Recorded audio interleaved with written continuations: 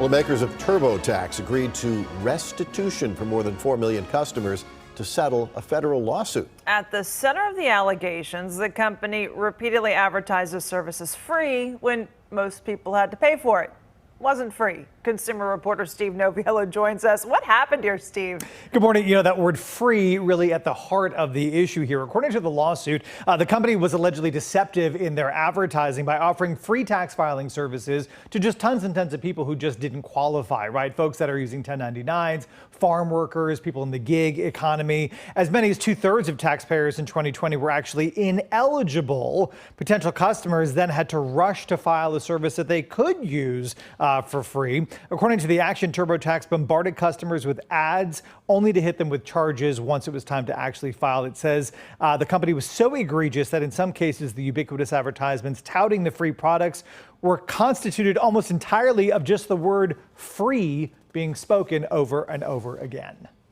So what are the terms of the settlement? Who gets money and how much? Yeah, no, it's interesting. You mentioned in the tease, this is a pretty quick timeline here. I mean, this lawsuit was just filed by the federal government a few weeks ago, and already Intuit has said, okay, we're going to settle. Now, as these things go, they have also said, we're not admitting any wrongdoing here, but we really want to put this behind us. And we want to make sure that everybody is made whole. So here's what's going to happen. They're going to pay restitution to about 4.4 million consumers in all 50 states who used TurboTax's free edition. There are folks, we're told, who had to pay to file even though they qualified for the IRS's free file program. There's no action to take here because there's a database of exactly who this includes. So there's no, hey, go to this website, make sure you register to get your money. You're actually going to receive a direct payment of about $30 for every year that you paid, even when you qualified to not pay.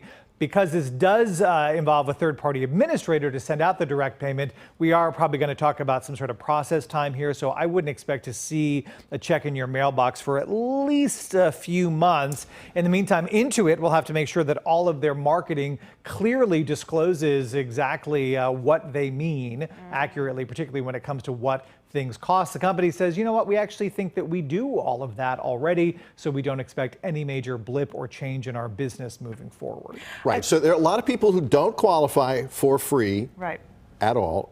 Was that just under Intuit's terms? Could they have gotten free somewhere else with another provider? So digging a little bit deeper here, if you read some of the paperwork, there is also an allegation that not only were these people not be able to use the free program that Intuit offers, but that the company allegedly blocked access to the free government program that they were eligible to use. Again, those are all details that, again, nobody is admitting any wrongdoing when it comes. I have a feeling whenever somebody writes the word free in that company now, they're going to be like, oh, run that by the lawyers. Well, you know, look, at the end of the day, this is a population that is particularly vulnerable, that is particularly,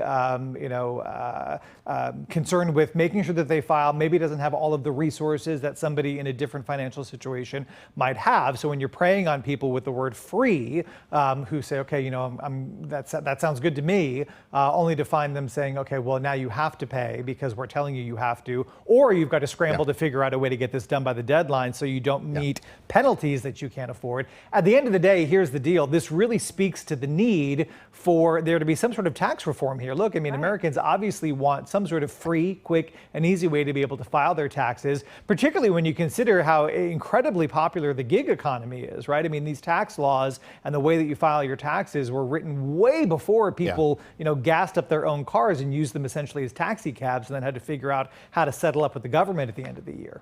Yeah, it's very complicated. Thanks, it's Steve. A lot.